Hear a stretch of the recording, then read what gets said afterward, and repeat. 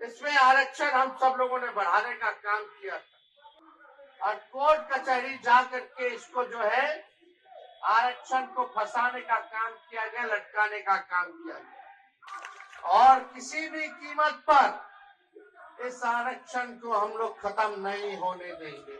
सबसे पहले बिहार में बेरोजगारी हटाओ यात्रा हम लोगों ने शुरुआत किया।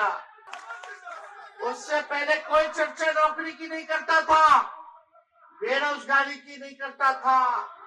कोई भी नेता बिहार का हो या देश का हो, बेरोजगारी हटाओ यात्रा पे कोई नेता नहीं निकला था। निवेशक को भयभीत करके बिहार में बेरोजगारों का एक बड़ी फौज खड़ा किया और वही अब वातावरण बना रहा है। उनका ब्लूप्रिंट है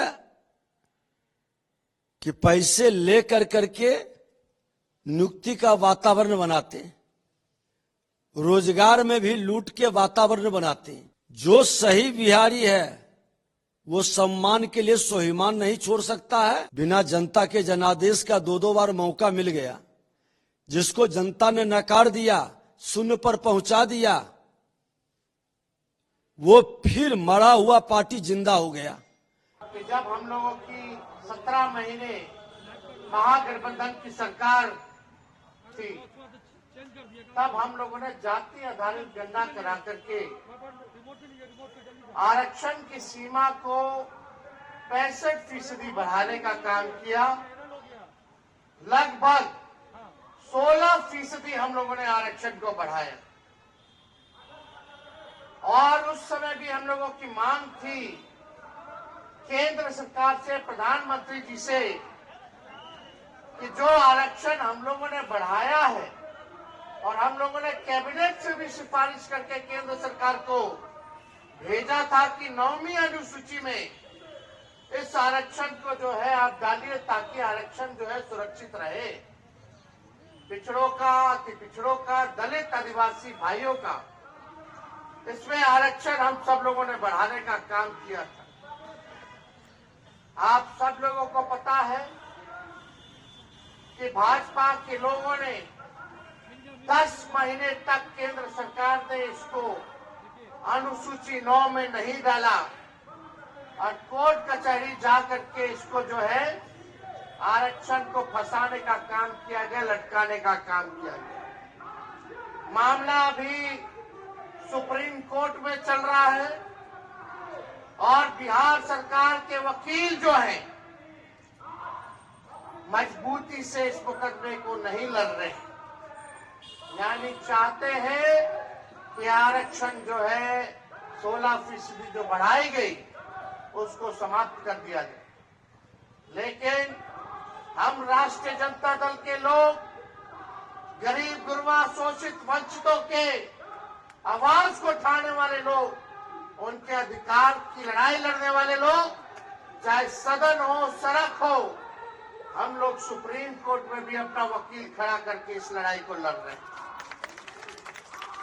और किसी भी कीमत पर इस आरक्षण को हम लोग खत्म नहीं होने देंगे। इसके लिए जो लड़ाई लड़नी होगी वो लड़ाई हम लोग लड़ेंगे। लेकिन बात की जाए कुछ दिन पहले की, 2020 की, तब कोई नौकरी के बारे में बात नहीं करता था, कोई रोजगार के बारे में बात नहीं करता था। हमने सबसे पहले बिहार में बेरोजगारी हटाओ यात्रा हम लोगों ने शुरुआत किया। इस यात्रा पर हम निकले, फिर कोरोना आ गया, कोविड आ गया, यात्रा को स्थगित करना पड़ा। लेकिन जब चुनाव का समय आया तो हम लोगों ने पढ़ाई, दवाई, कमाई, सिंचाई, सुनवाई और कार्रवाई वाले मुद्दों को लेकर के जनता के बीच लेकर के गए और हमने प्रण लिया कि अगर हम मुख्यमंत्री बनेंगे तो पहले कैबिनेट में अपने हस्ताक्षर से 10 लाख लोगों को सरकारी नौकरी देंगे। उससे पहले कोई चर्चा नौकरी की नहीं करता था, बेरोजगारी की नहीं करता था। कोई भी नेता बिहार का हो या देश का हो, बेरोजगारी हटाओ यात्रा पे कोई नेता नहीं निकला था। जब हमने बोला 10 लाख सरकारी नौकरी देंगे, तो वही हमारे चाचा जो आज गांधी मैदान में नियुक्ति पत्र बांट रहे हैं, वही कहते थे असंभव है, कहां से नौकरी लाएगा, कहां से पैसा लाएगा, अपने बाप के पास से पैसा लाएगा। ये उस समय इनकी बात थी। बेईमानी से सरकार बनाए इन्होंने, और सरकार बनाने के बाद भी कोई नौकरी का ऐलान नहीं किया। भाजपा के साथ कई साल इन्होंने सरकार में रहे, लेकिन नौकरी के बारे में चर्चा नहीं की। या बीपीएससी के छात्र लोग करें। देखिए, एनडीए की सरकार जब भी आती है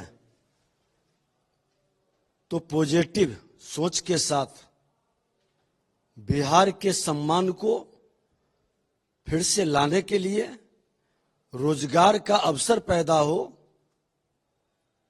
और नई नियुक्ति का वातावरण बनाती है। वो लोग जो लोग निवेशक को भयभीत करके बिहार में बेरोजगारों का एक बड़ी फौज खड़ा किया, और वही अब वातावरण बना रहा है कि हम रोजगार देंगे, तो बिहार के मुख्यमंत्री नीतीश कुमार जी ठीक ही कह रहे हैं कि 15 साल जिसको अवसर मिला, जनता नहीं चाहती थी, हम उसको सत्ता में पहुंचने में मददगार बने, और वो लूटने में लगा रह गया, भ्रष्टाचार और अपराध बढ़ाने में लगा रह गया। और ऐसे लोग रोजगार की बात करते हैं। और सच्चाई नहीं है क्या कि जिन लोगों ने बिहार को अभिशाप बनाया, करप्शन, कास्ट और क्राइम को प्रोत्साहित किया, और ये तीनों ऐसी बीमारी है जो बिहार के सम्मान और स्वाभिमान को घटाया, और जब तक इस तीनों से बिहार मुक्त नहीं होगा, हर बिहारी अपने स्वाभिमान और सम्मान के साथ आगे नहीं बढ़ पाएगा। और ये सम्मान घटाने में, बिहारी शब्द को गाली बनाने में, निवेशक को डराने में, ये राजद के कल्चर, राजद और कांग्रेस के कल्चर का बहुत बड़ी भूमिका है। और इस कल्चर से मुक्त बिहार को बनाना पड़ेगा, तभी बिहार विकसित बिहार बनेगा। लगातार आप लोग नौकरी दे रहे हैं और विपक्ष काफी लोग पे आरोप लगा रहा है कि ये सिर्फ चुनावी स्टंट है, सारे ब्लूप्रिंट्स हमने तैयार किया था, नौकरी का सृजन हमने किया था 17 महीनों। उनका ब्लूप्रिंट है कि पैसे लेकर करके नियुक्ति का वातावरण बनाते, रोजगार में भी लूट के वातावरण बनाते। वो ब्लूप्रिंट रखा रह गया।